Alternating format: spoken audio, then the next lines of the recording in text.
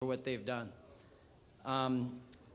My name is Stefan Moores. I work with a company called the Castlemaine Group. I'll be your moderator for this session. Our group basically advises First Nations in the areas of economic development, focusing on negotiations, financial analysis, land development and planning, and governance issues. We only work with First Nations, including a number of the folks in the audience. Our panel, we have probably only about 70 minutes, 75 minutes left at most. And our goal, we've got a stellar panel here, and our goal will be to distill, people who can talk for more than 90 minutes each on the subject into kind of a highlight reel here. So most of this group will be familiar to the people in the crowd. I'll start with introducing Merle Alexander, who's a partner at Gowlings, a national law firm. Merle's world is impact and benefit agreements, and he's one of the best in the business, so we're very fortunate to have him here. Second to my left is Chief Derek Orr of the McLeod Lake Band. Chief Orr is a two-time chief and has led a significant expansion of economic activity and development with his community, through partnerships especially, and so he'll be our expert on partnerships here today. And then Councillor Clarence Wilson, who's been a 12-year councillor for the West Moberly First Nations, who served on the negotiating committee for a number of business agreements and is facing a number more. So Clarence has some insights to share as well through his experience.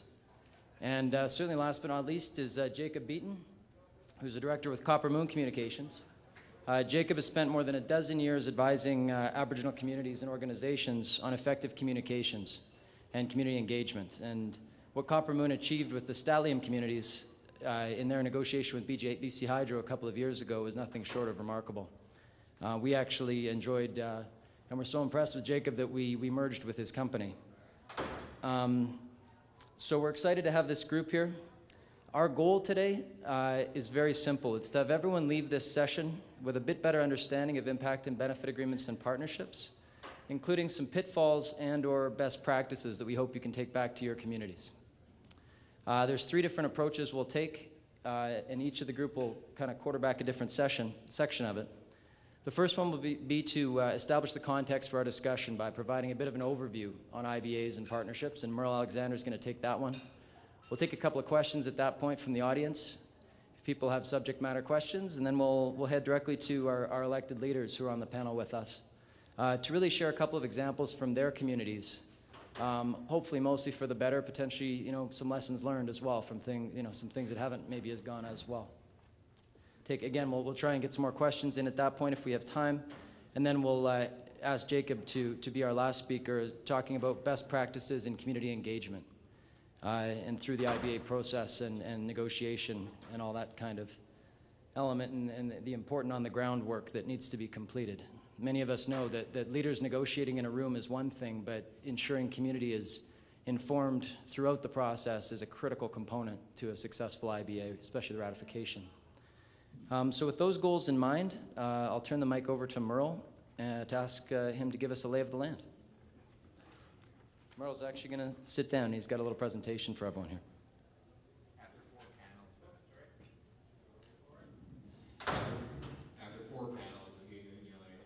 asked, I think your courtesy for me to be able to sit through this one. So,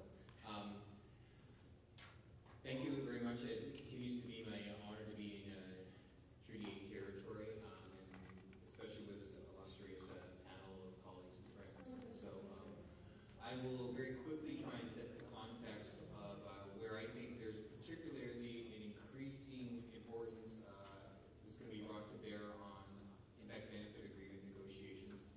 For some of you who have sat through other sessions that I've been in and using the same instrument to sort of tell the same story, but give you a little bit of context. I'm currently providing legal advice to First Nations on the Coastal GasLink, Prince Rupert gas transmission, and the West Coast Connector, and will, when it starts rolling down the road, be advising First Nations on the PNG looping. So I'm very much involved in many of the actual proposed projects and advising First Nations in their negotiations of impact benefit agreement negotiations.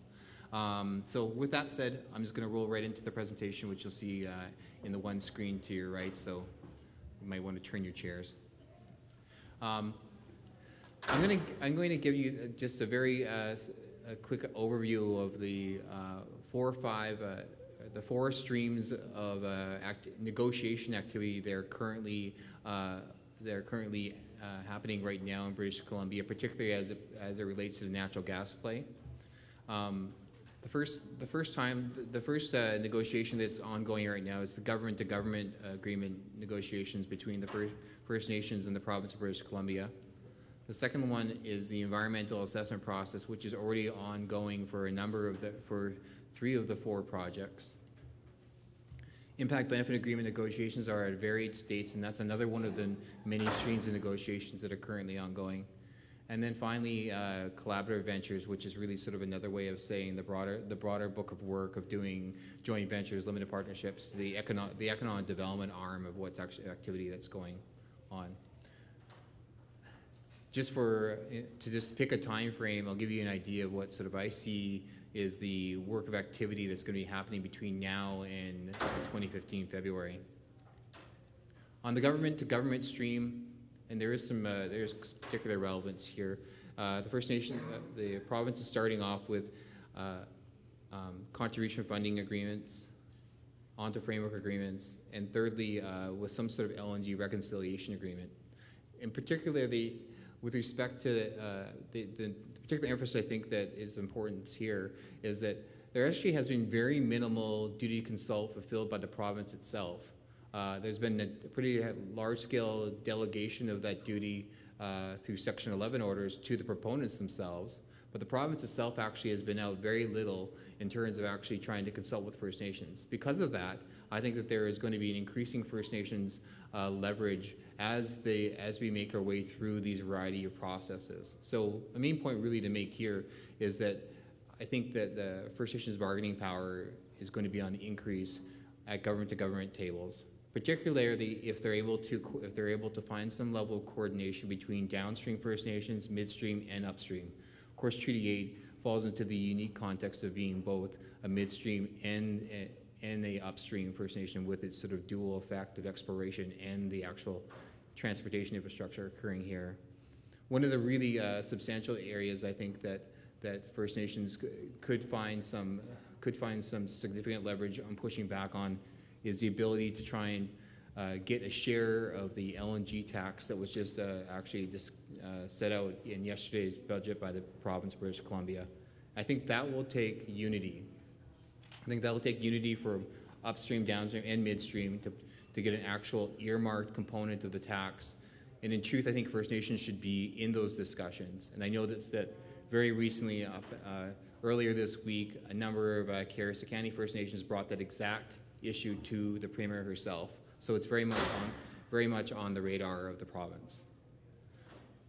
The other major stream that's ongoing right now is the environmental assessment. Looks even more complicated and almost impossible to read at that resolution. The main point to really make here is that most of the projects are already very much in the queue. Coastal GasLink has already submitted its application on January 29th. Prince Rupert Gas Transmission and Spectra are anticipating submitting their applications by the end of March. What that really means is that these three natural gas pipeline proposals could very well will be fully assessed by September 1st and November 1st this year. So the next 6 to 9 months are going to be extremely pivotal for First Nations to be actively engaging in discussions.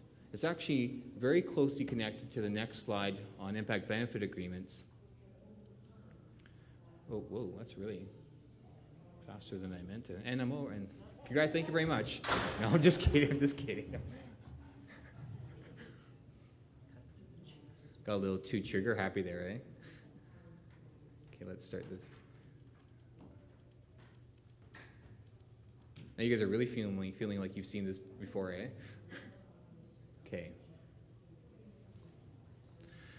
The relevance, especially in the environmental assessment, to the connection between the environmental assessment process and impact benefit agreements, is that the way most of the funding is actually rolling out is the stages of negotiations include letter agreements, traditional knowledge protocols, MOUs, and then project agreements. So the letter agreements really are intended to sort of scope out just sort of a preliminary discussion, and the budgets for those are relatively minimal. But the traditional knowledge protocol, it's intended to provide money by the proponent to the First Nation to conduct its own traditional use studies. That's obviously very relevant to the environmental assessment.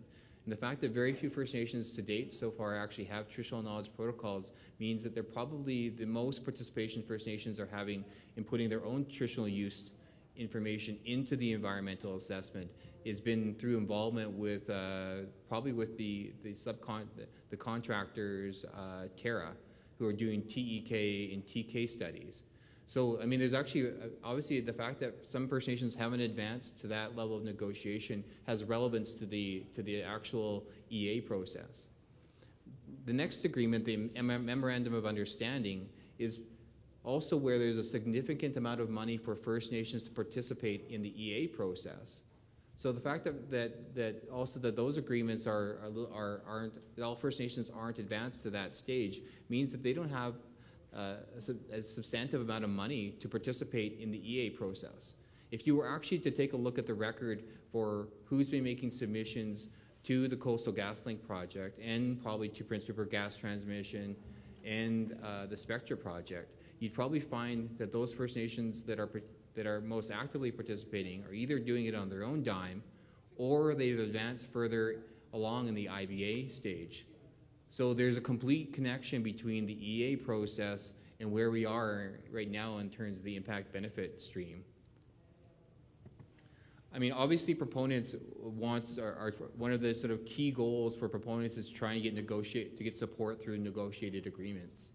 And as the project gets closer to a potential approval on either September 1st or November 1st, there is probably a greater desire by proponents to have support, particularly achieve project agreements. So in my mind, there's an increasing leverage point that's coming along for First Nations, particularly at their IBA tables.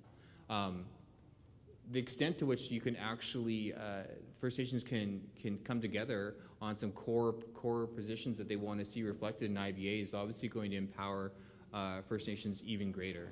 So, I mean, as we make our way through the process, I think that there is an increasing pressure mounting at the negotiation stage, and that's very much relevant to, of course, our discussions here today.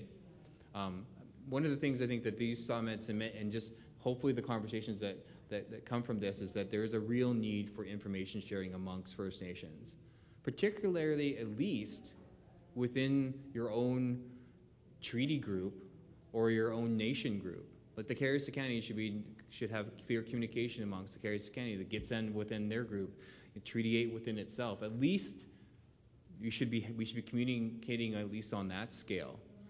Right now, to be honest, it's difficult to say how much coordination is going on First Nation to First Nation, regardless whether or not they're in the same tribal group. And I think that that even the proponents themselves would probably much more prefer there to be greater coordination amongst First Nations. So I think that there's an increased emphasis on that particular point.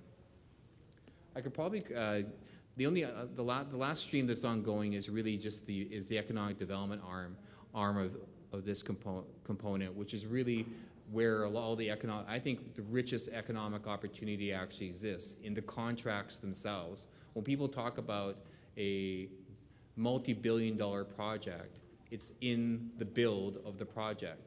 So obviously our ability to get first preference opportunities, to really capitalize on large-scale contracts, to have our own construction companies working together along a corridor, that in itself creates an amazing economic opportunity.